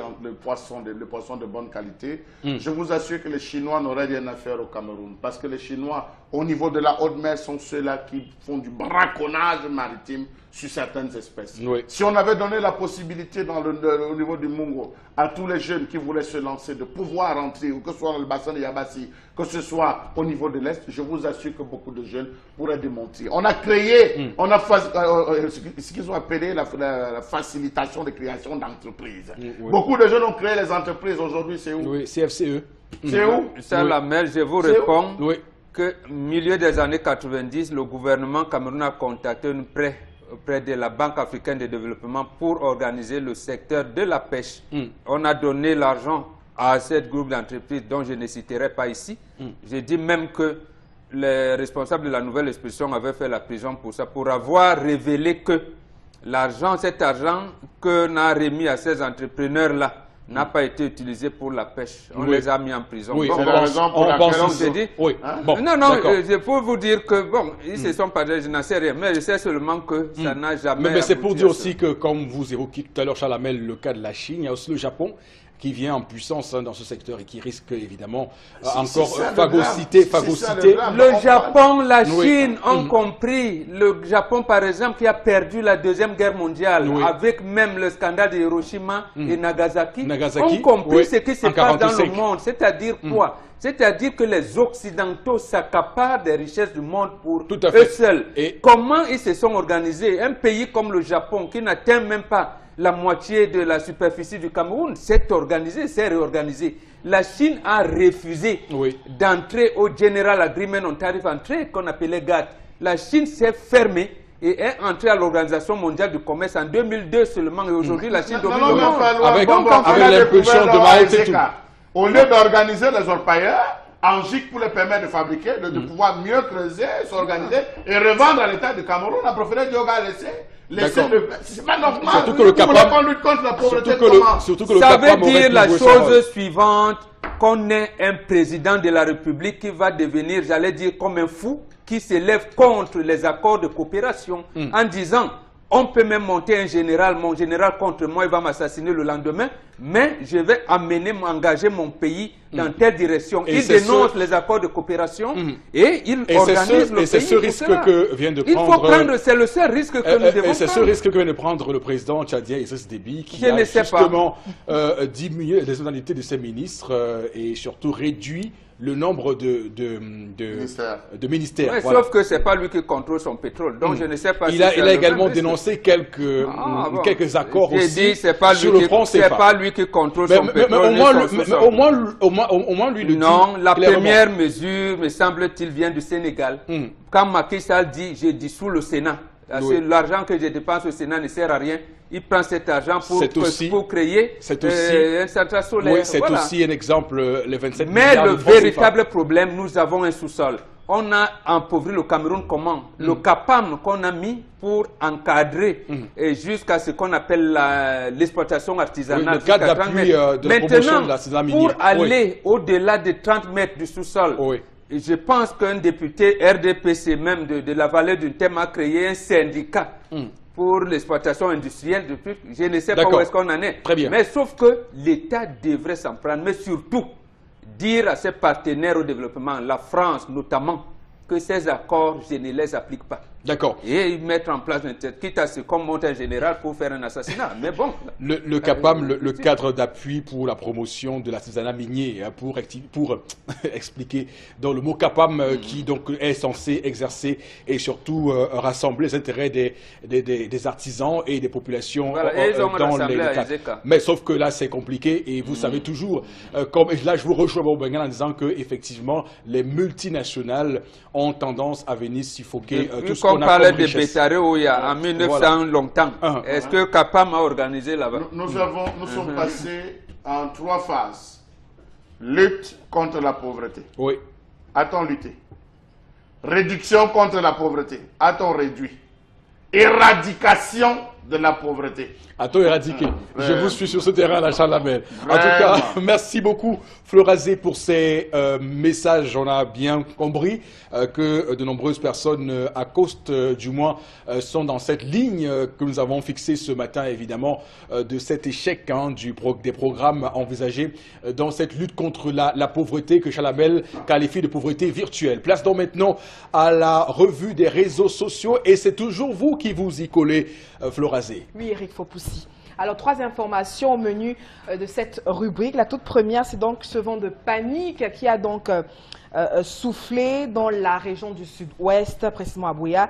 Donc, à l'origine de cette panique générale, une nouvelle ventilée à travers la toile, en tout cas sur les réseaux sociaux, indiquant que des individus mal intentionnés s'attaquaient donc aux écoles. Vous pouvez imaginer la suite, panique totale, des rumeurs donc circulant sur les réseaux annonçant une attaque des écoles aussi à Moyoka. Et puis certains enseignants ont dû opposer résistants aux parents justement qui venaient empêchant justement les parents de repartir avec les élèves. Les forces de l'ordre également se sont mobilisées pour constater par eux-mêmes les faits ventilés à travers les réseaux sociaux, mais aussi on a eu l'intervention du gouverneur de la région du sud-ouest qui a donc signifié qu'il ne s'agissait tout simplement d'une rumeur. Le gouverneur a appelé les enseignants, les élèves, commerçants et autres populations au calme et à ne pas se laisser distraire par ces actes d'intoxication et de manipulation de l'opinion publique qui visent tout de même à créer l'atmosphère d'insécurité autour des milieux estudiantins et éducatifs dans la région du sud-ouest. Et merci évidemment pour ces images. On va surtout dire que Chalamel, cette histoire, ou bien cette information qui a ventilé sur Internet et sur les réseaux sociaux hier a créé une vague de psychose, mais il y a eu après une confirmation que tout était sous contrôle. Cela a tout au moins démontré que jusqu'à ce jour, les populations vivent la peur dans le ventre. Ça veut dire que jusqu'à aujourd'hui, les populations n'ont pas encore été rassurées par la présence militaire dans cette zone. Cela démontre encore et à suffisance qu'il faudrait que les pouvoirs publics fassent un double travail pour rassurer les populations. La preuve, elle nous l'a dit, malgré la présence des policiers et tout qui voulaient rassurer, les parents ne voulaient rien entendre, les enfants sortant les a vus déambuler. C'est dire qu'à un moment donné, on pose des points d'interrogation sur nos forces de l'ordre. N'est-il pas temps de rassurer? Bon, Bengan, il y a aussi que cela traduit un peu de l'enlisement de cette crise anglophone qui ne s'arrête pas. Tous les jours, un nouveau rebondissement sur ce théâtre-là. Oui, cela traduit davantage la volonté du gouvernement à ne pas résoudre ce problème. La militarisation de la zone, on a dit 1000 fois, ça ne va pas apporter de solution à ce problème. Et on a dit, on a militarisé pour sauver la rentrée scolaire. Mais qu'en sera-t-il de toute l'année scolaire? On n'a rien compris. Bon, voilà, on en arrive là. Il faut le dialogue. Comment rassurer les populations? Surtout, rassurer les populations ici signifie qu'on a réussi à contenir et les sécessionnistes et les actions nocives envers l'égard des populations. Cela, c'est le dialogue. Maintenant, vous ne voulez pas dialoguer avec ceux qui se disent ambazoniens, je suis d'accord moi aussi, mais quel cadre vous avez donc créé pour contenir cela? Vous avez dissous le consortium qui était, j'allais dire, la plateforme qui participait à cette plateforme de dialogue pour année. Vous n'avez pas écouté ce que les députés ont demandé, ce que les députés ont exigé. On va faire comment à ce niveau? Donc ça devient embarrassant. Oui, tendance. Ah, Eric, tel temps, Eric, oh là là, les mots me manquent. Quand je regarde comme ça, tu sens que depuis le trouble là, personne n'est plus concentré dans le sommeil. Si vous dites que de ce côté on doit encore bien, c'est que je manque. Et si une personne vous dit qu'elle doit encore bien du côté là, c'est que la personne manque. Parce que tout le monde sait ce qu'on appelle la guerre. Vous voyez comment vous avez traumatisé le pays? C'est d'un réflexe, c'est d'un calé dans la mémoire. Donc tu marches avec la peur, tu peux marcher avec la peur, tu veux manger ça avec la peur, mais quand même, on devait plus arriver là. Voilà. Et les gens qui restent derrière Facebook, les réseaux sociaux, j'aime dire qu'on me suspend ça. On va suspendre ça parce que vous restez derrière pour manipuler. On vous appelle les manipulateurs. On a dit plusieurs fois que le Cameroun, c'est un pays indivisible. Pourquoi vous voulez nous diviser? Vous voulez tout mettre les gens dans... Quand même, non, grandissons. Ok. Voilà, dis donc, nous ne sommes pas les bébés. Toujours en train de dire qu'il y a telle chose qui s'est passée dans le sud-ouest. Il y a telle chose. Non, vous mentez. Même quand ça ne passe pas, vous dites tout comme ça pour rendre les gens rebelles. Le pays indivisible, c'est mon pays. Voilà, Cameroun, un et indivisible. Moi, je me suis traumatisée. Quand c'est comme ça, je ne dors pas bien. Ouais. J'avais déjà commencé à dormir un peu, mais vous m'avez fait toute cette nuit, je n'ai pas dormi parce que je dis que, waouh, qu'est-ce qu'on m'a encore dit de ce côté? Non, faites-moi aussi, libérez-moi, libérez mon esprit. D'accord. Florazé, l'autre information, rapidement. Oui, on a une image peut-être insolite pour vous, chers téléspectateurs. En tout cas, c'est une image qui fait donc le tour de la toile. Alors, tous ensemble, nous allons donc déchiffrer cette image qui suscite aussi pas mal d'interventions, alors qui a suscité pas mal d'interventions sur la toile, de commentaires. Alors, que faut-il dire? Parce qu'à travers cette image qu'on devrait avoir à travers votre petit écran, alors nous permet de disséquer une sorte de sensibilisation envers tous, alors qu'on soit blanc, qu'on soit noir, jaune, comme vous voulez. On a besoin de respecter des règles de base. Alors, ce n'est pas le moto-taximan qui nous intéresse, mais c'est ce monsieur tout au fond, à côté de ce boxon jaune qui, naturellement, est donc en train de faire un besoin vital. Mais doit-il le faire là? La réponse, on l'a clairement, c'est non. Alors, que se passe-t-il? Pratiquement aussi dans tous les secteurs, on voit que ces étrangers, quand ils arrivent ici, est-ce que c'est parce que justement, ils vivent les mêmes mentalités que nous vivons au quotidien et justement, ils s'arriment à ce qui est tout à fait normal, anormal, qui devient normal dans notre quotidien. En tout cas, c'est une image qui a été très bien fustigée, Eric Fopoussi, sur la toile. Bon, Bok, c'est à vous que je m'adresse là. Oui, mais chacun épouse le milieu et l'environnement au sein duquel il vit. Oui. Si vous allez en Allemagne maintenant, même si le feu est vert, pour les voitures, vous n'allez pas traverser, même s'il n'y a pas de voiture qui vient. Vous allez voir les gens s'entasser parce que c'est vert pour les véhicules.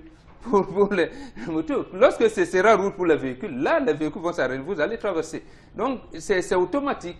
Lorsque vous êtes là-bas, vous vous alignez pour acheter quoi que ce soit, mais à partir de l'aéroport de Douala, de Yaoundé, Simalène ou de Maroua Salek, vous allez voir que les gens ne s'alignent plus. Oui. Les gens n'alignent plus. Il y en a qui passent par derrière, va dire au douanier, non, mon sac, on ne le fouille pas. Bon, voilà. C'est comme ça, à partir de la porte d'entrée, vous entrez. Que ce soit au port de Douala, quand vous venez, bon, vous allez voir, vous ne vous alignez pas, vous ne vous conformez pas. Il y a comme un esprit bizarre qui prend possession de vos sens. Voilà, je ne sais pas celui qui a pris celui d'attribuer les étiquettes aux citoyens. Le premier Camerounais, c'est comme ça qu'on l'appelle, il a dit le Cameroun, c'est le Cameroun. Donc, quand vous venez au Cameroun, vous vous conformez au Cameroun. Même si vous avez vos choses que vous faites ailleurs, vous allez faire comme on fait au Cameroun. Donc, la camerouniserie vont vous attraper. Le Cameroun, c'est le Cameroun. Et donc, contamine. En tout cas, souvent Charles Lamel, les gens ont parlé de mentalité camerounaise en évoquant ce type de comportement lorsque on urine un peu partout dans la rue sans aucun problème, sans... Vous avez vu les toilettes publiques quelque part retenues. Alors, justement, les gens disent et on pourrait penser qu'au final, ce n'est pas vraiment cette question de mentalité camerounaise ou africaine qui est ici pointée du doigt. Ça pourrait être qu'il y a l'impunité et donc tout le monde fait un peu comme il veut. Moi, je ne trouve aucun problème. Hein. C'est-à-dire? C'est tout à fait normal, il se met à l'aise.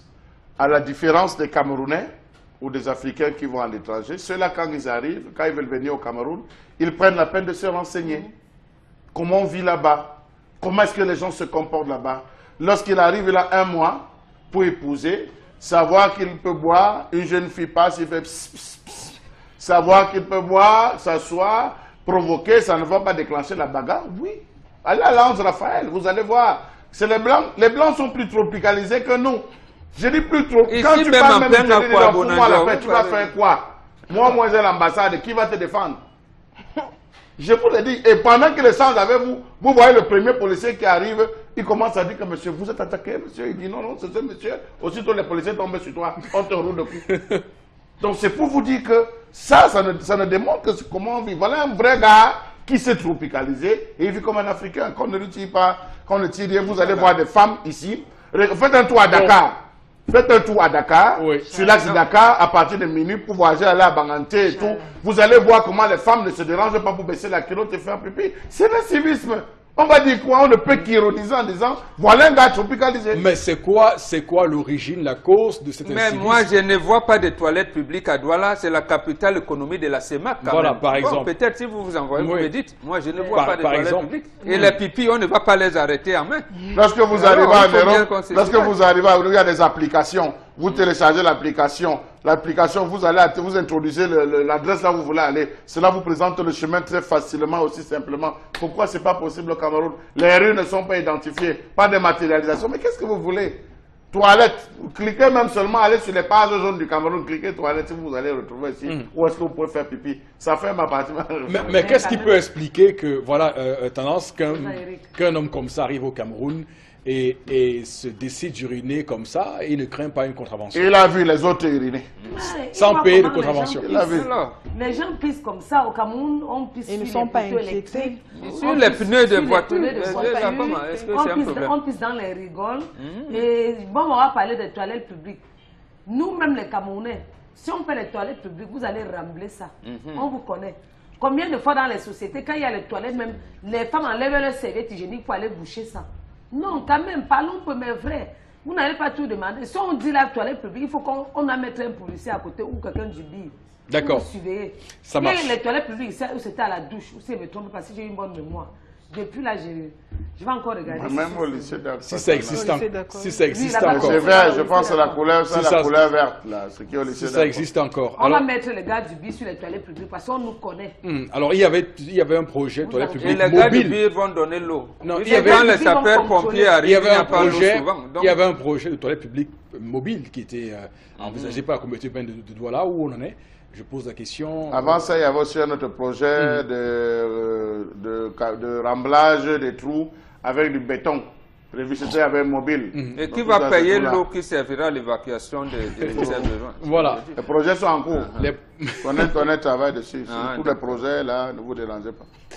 Alors, Flora Oui, Zé, oui, Eric Fopoussi, et à vous, la toute dernière info, c'est donc le 5e plus gros diamant au monde qui a donc été découvert au Lesotho. Et en tout cas, ça a également attiré pas mal de commentaires sur la toile. Il s'agit de la société minière britannique Gem Diamonds, qui a donc annoncé avoir extrait un diamant d'une masse exceptionnelle de 910 carats, déjà considéré comme l'un des 5 les plus gros jamais découverts sur la planète. Extrait de la mine de Letsand pourrait donc valoir jusqu'à 33 millions d'euros. Cette pièce est décrite de pureté exceptionnelle et illustre sa qualité. On rappelle que le Lesotho est donc un petit royaume au cœur de l'Afrique du Sud. Et puis auparavant aussi, on a eu le plus gros diamant au monde, le Cellulan, de 3,106 carats, découvert en Afrique du Sud en là, c'est la reine d'Angleterre, là. 1905, bien sûr. Des pierres qui étaient donc fractionnées et qui ornent justement le sceptre de Sa Majesté britannique. Le plus gros diamant jamais découvert depuis plusieurs siècles d'emploi de 1,111 carats, découvert en 2015. Vous allez me faire avoir l'AVC sur ce plateau. Du Nil au Botswana. Et vous pouvez imaginer, Charles Lamel n'est pas la seule personne à être courroucée sur la toile. C'est énorme. Vous dites l'Afrique est elle a donc la main nourricière des pays occidentaux. L'Afrique n'a-t-elle pas toujours l'expertise nécessaire pour une telle opération? Le continent le plus riche est donc le plus pauvre aujourd'hui.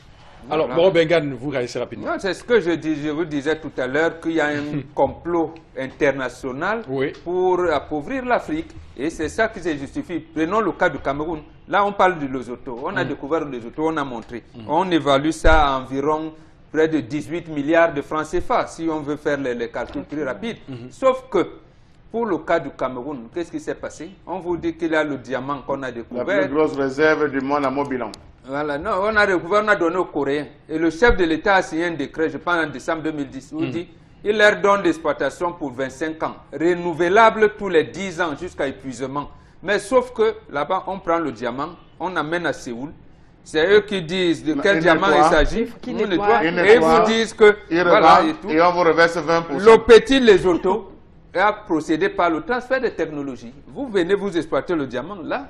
Et bon, nous, on a été incapables de dire aux Coréens, venez installer le TIG ici, on va construire une université. Et j'allais dire qu'il va s'occuper de ces affaires de mines. D'accord. Non, on a refusé. Sauf que le Lesotho est pauvre. Oui, c'est ça. Le Lesotho est extrêmement pauvre. Hein? Quand on parle, on dit c'est une entreprise britannique, mais... D'accord. Merci infiniment, vous, Flora Zé, pour ces informations de la revue des réseaux sociaux de ce matin. On va vous remercier infiniment pour cela. Madame, Monsieur, le Zénith se poursuit. 1993, 2018, 25 ans déjà. Happy birthday, happy birthday, happy birthday, happy birthday. Du 5 février au 11 mars, le Festival Fomaric fête sa 25e édition. Exposition, vente, attractions, jeux concours, loisirs. Partageons ensemble 25 journées des folies offertes par les partenaires. Des prix fous, des cadeaux incroyables, des promotions inimaginables. Et vous, quelle est votre folie? Festival Fomaric 25e édition avec le partenariat de la communauté urbaine de Douala. Parrainé par les ministères du Commerce et des Arts et de la Culture. Et donc, pour en parler ce matin, le prince Béroné, bonjour et bienvenue sur le plateau, mon cher. Bien le bonjour Eric, bonjour à tout le panel, bonjour à tous les téléspectateurs d'Equinox Télévision. Et donc, du 5 février au 11 mars, c'est le Festival Fomaric, 25e édition. Pour ce matin, première question, où en sont les préparatifs? Mais on va dire que les préparatifs se poursuivent. Vous savez, le 5 février avance à grands pas. Et on va dire que les taux se resserrent un tout petit peu. Le comité d'organisation est à pied d'œuvre. Le club Camtel de Bépanda est en train de faire sa toilette des grands jours, est en train de refaire peau neuve pour accueillir dès le 5 février prochain la 25e édition du Festival Fomaric. On va simplement dire qu'au jour d'aujourd'hui, les castings se poursuivent, les présélections. On a déjà présélectionné les hôtesses qui vont nous accompagner pendant les 35 jours que durera l'édition 2018, autant pour moi, du Festival Fomaric. On va également dire que le casting pour ce qui est des plateaux découvertes, donc la course à la succession de Sénel, vainqueur de la première édition des plateaux découvertes, est d'ores et déjà ouverte. Donc les présélections ont été également faites. On va également dire que les inscriptions sont terminées. Donc en ce moment, nous sommes à l'heure des constructions, de l'aménagement du village du festival, du côté du club Camtel de Bépanda, où nous invitons d'ailleurs les curieux à y faire un tour pour voir ce qui se prépare de ce côté-là. Très bien.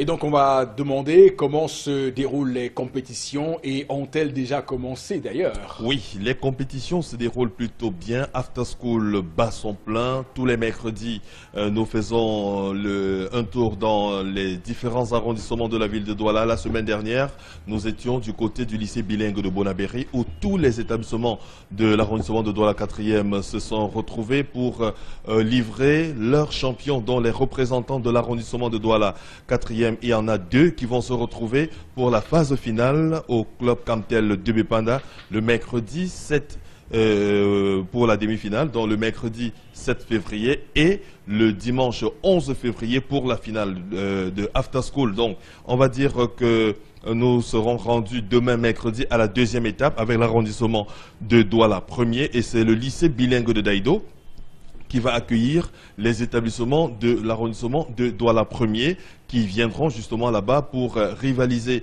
d'intelligence, de talent à travers les rubriques telles le match des incollables, le tir à la corde, la course dans le sac, le concours de danse, concours de chant, ainsi de suite. Et nous allons rappeler qu'à la clé, il y a 500 000 francs à gagner pour le vainqueur, 250 000 francs pour le second et naturellement beaucoup de lots encore qu'ils recevront, offerts par tous les partenaires. Donc les compétitions se déroulent plutôt très bien et en ce moment même, le comité d'organisation est en train de boucler également avec la sélection de ceux qui compétiront dans la catégorie plateau découverte. Donc nous les invitons simplement à rester scotchés, Equinox Télévision, à consulter notre site internet www.festivalfomaric.net où ils auront toutes les informations justement relatives à toutes ces compétitions-là. Bien. On sait également que le Festival Fomaric, c'est le lieu des spectacles et d'une programmation musicale haut de gamme. Alors, un mot sur cette programmation musicale et quels sont les artistes qui vont donc ouvrir le bal des spectacles? On a promis, le comité d'organisation a promis aux Doualais, à tous les festivaliers, plus de 500 000 qui sont attendus à cette édition 2018. La crème de la crème des artistes et justement pour ouvrir le bal, nous avons fait venir le garçon qui en ce moment, je dirais, souffle le chaud et le froid, fait la pluie et le beau temps sur l'univers musical camerounais. Le garçon qui demande à tout le monde, tu me dois de l'argent et tu prends du poids mon frère. Vous savez de qui il s'agit? Oh, bon, je vais simplement dire, il s'appelle Ghislain Dimaï. On ne vous a pas laissé. Donc, il va ouvrir le bal des spectacles et à côté de lui, nous aurons Lago Galaxy, Coco Argenté. Ce sera le 9 février, le vendredi 9, justement au club Camtel de Bépanda. Et le 10, nous aurons Copo qui sera là justement pour redynamiser l'Mbindimo de base qui également donne rendez-vous ici, son combat sur la scène camerounaise justement et ce sera au Festival Fomaric. Nous allons parler également de Sergio Polo et de Loco qui seront là le 17 et naturellement nous reviendrons pour vous donner la suite de la programmation musicale. Voilà. Musicale artistique de Fomaric également. Un mot de fin de 30 secondes rapidement, mon très cher Prince Béronné. Oui, mon cher Eric Fopoussi, nous allons simplement en guise de mot de fin inviter nos partenaires, tous ces décideurs à nous rejoindre très rapidement pour qu'ensemble nous organisions notre fête. C'est l'événement de la ville de Douala, c'est l'événement du Cameroun désormais. C'est un événement qui nous tient à cœur et nous vous invitons simplement, cher patron, à nous retrouver pour qu'ensemble, justement, nous l'organisions. Et nous tenons à dire merci ce matin à monsieur le ministre de l'économie, de la planification et de l'aménagement du territoire, monsieur Louis-Paul Motazé, qui a rejoint les institutions, qui a rejoint ses collègues des arts et de la culture et du commerce pour accompagner le Festival Fomaric 2018. Donc, nous vous disons infiniment merci, monsieur le ministre. Et, mesdames, messieurs, retenez la date du 5 février au 11 mars 2018. La ville de Douala sera en fête à la faveur de l'an 25 du Festival Fomaric. 1993, 2018, 25 ans déjà.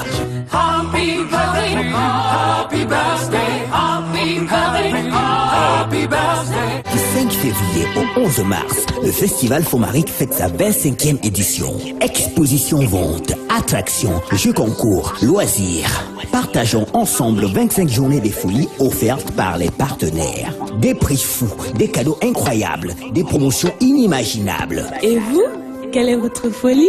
Festival Fomaric 25e édition avec le partenariat de la communauté urbaine de Douala. Parrainé par les ministères du Commerce et des Arts et de la Culture. Et voilà, sur le plateau du Zénith, mesdames, messieurs, très heureux, ravis, hein, nous sommes super ravis de vous accompagner encore cette matinée sur Equinox Télévision, la télévision qui, au-delà de l'image, vous rend compte. Et au chapitre des comptes rendus, voici le compte rendu de l'interpellation de ce matin.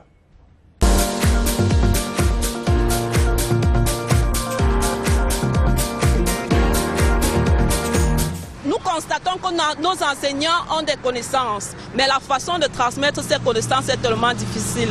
Et pour améliorer ce problème, les enseignants vont avoir une pédagogie professionnelle pour améliorer leur façon de faire face à la profession d'enseignement.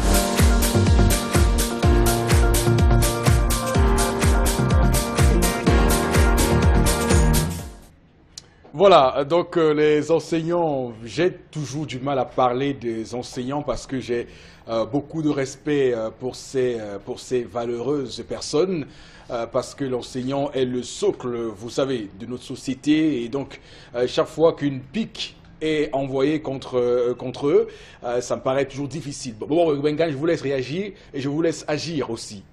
Non, mais il y a un comportement typiquement camerounais.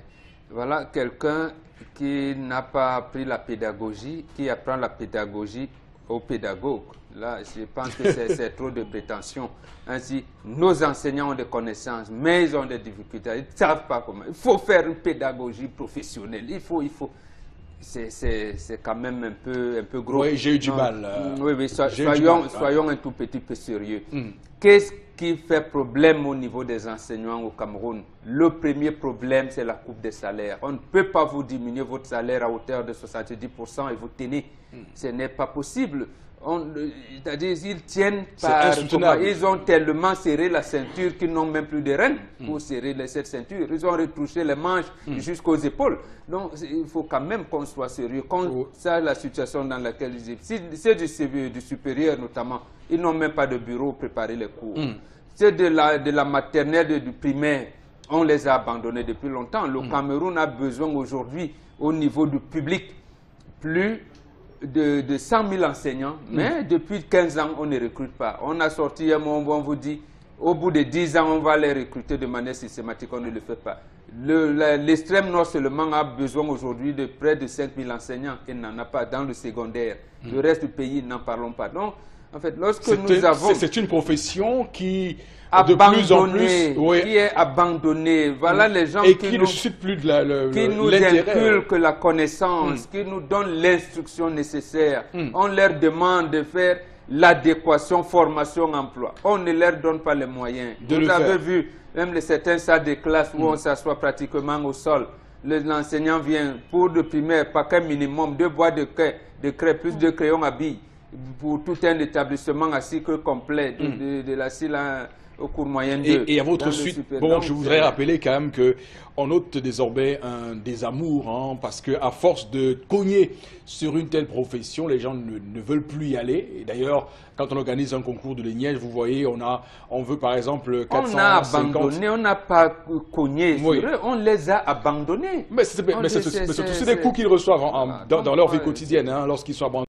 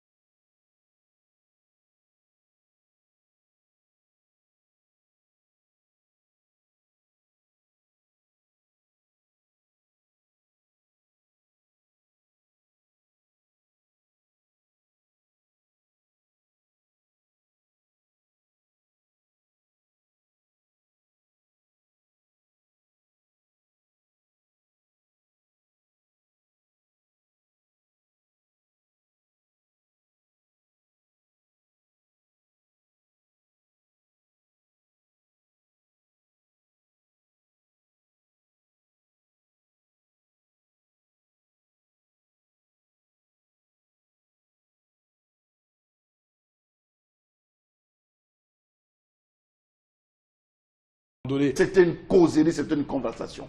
Oui, même à l'église, il y a des prêtres, il y a des pasteurs. Lorsqu'ils montent sur la chaise, ils commencent à prêcher. Beaucoup de fidèles suivent. Et après, vous allez vous rendre compte qu'il y a des gens qui préfèrent aller au culte de X prêtre ou de X pasteur qu'à tel autre, parce que c'est ça la difficulté. Donc, on ne peut pas l'en vouloir. La réceptivité n'est pas la même. Elle a dit les enseignants.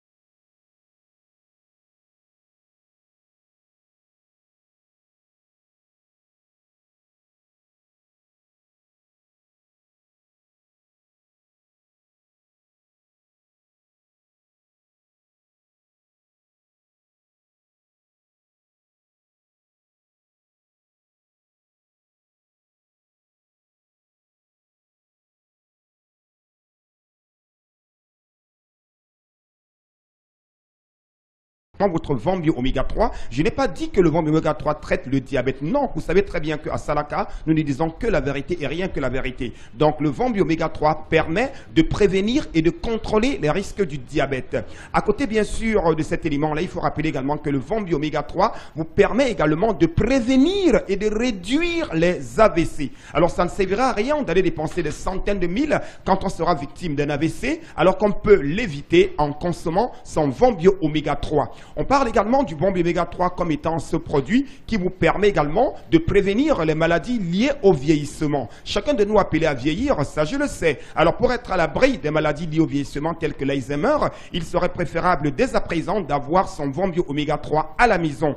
On va également rappeler que le Vambio Oméga 3 permet également de prévenir et faciliter la guérison des inflammations. Ça c'est très important. Je m'arrête un tout petit peu, c'est-à-dire sur cette phrase, pour dire tout simplement que ceux qui ont une inflammation et qui veulent bien entendu que cette inflammation guérisse rapidement, la solution c'est le Vambio Oméga 3. Vous voulez également être à l'abri des inflammations, il serait préférable aujourd'hui de consommer votre Vambio Oméga 3. Voilà donc quelques éléments qui font du Vambio Oméga 3 une véritable solution de prévention. Pour dire tout simplement, Eric, ça ne sert à rien de dépenser des centaines de mille. Ça ne sert à rien, c'est-à-dire de souffrir à longueur de journée, alors qu'on peut prévenir sa souffrance.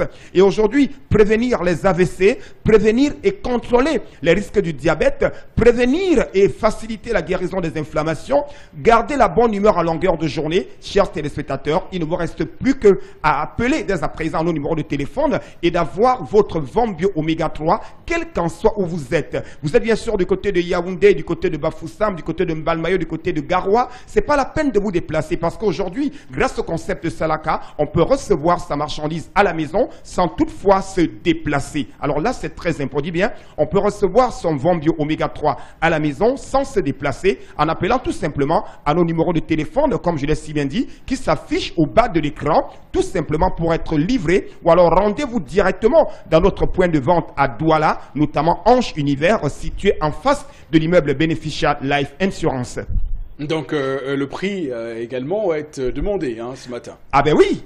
Après avoir donc présenté le Vambi Oméga 3, il est question présentement de le vendre. Il est question de parler du prix. Ah ben oui, le Vambi Oméga 3 coûte 5 000 francs seulement. Je n'ai pas dit 50 000, chers téléspectateurs, non. Je n'ai pas dit 150 000, mais non. Ça ne coûte que 5 000 francs et c'est à la portée de tout le monde. Donc chacun peut avoir son Vambi Oméga 3 à la maison en déboursant tout simplement la somme de 5 000 francs pour une boîte de 30 gélules. Oui, je dis bien c'est 30 gélules, une boîte scellée, oui, contenant 30 gélules. Et je rappelle que c'est 1 ou 2 gélules par jour pendant le repas. Donc écoutez-moi attentivement, chers téléspectateurs, je dis bien c'est 1 ou 2 gélules par jour pendant le repas. Et le prix, comme ça s'affiche à l'écran, c'est 5 000 francs pour une boîte de 30 gélules de Vambi Oméga 3. Alors tout le monde aujourd'hui, on ne parle que du Vambi Oméga 3 pour dire également à nos amis, bien sûr, de Kumba, de Tico, de Limbe, de Mutengene, you want just not say AVC, you don't get AVC tomorrow,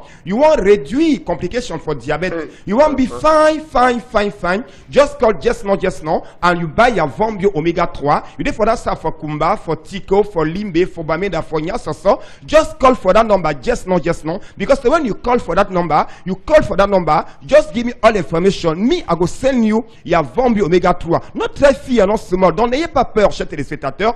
Passez vos commandes, ça ne sert à rien d'hésiter, ça ne sert à rien de paniquer. C'est le concept de Salaka et le concept de la crédibilité, le concept qui vous rassure. Donc, chers téléspectateurs, n'hésitez surtout pas. Rendez-vous pour ceux qui sont à Douala, à Aqua, en face de Beneficial Life, chez Ange Univers, et achetez votre Vambi Oméga 3 à 5 000 francs pour une boîte de 30 gélules. Et je vais tout simplement rappeler à tous nos téléspectateurs, prévenir vaut mieux que guérir. Ça ne sert à rien d'aller dépenser des centaines de mille quand on est victime de l'AVC. Ça ne sert à rien d'aller dépenser des centaines de mille quand on a une inflammation. Merci. Avec 5 000 francs, vous êtes à l'abri de l'AVC. Avec 5 000 francs, vous contrôlez votre risque, c'est-à-dire vous contrôlez votre diabète. Avec 5 000 francs, vous gardez la bonne humeur en longueur de journée. Avec 5 000 francs, vous êtes en bonne santé grâce au Vambi Oméga 3.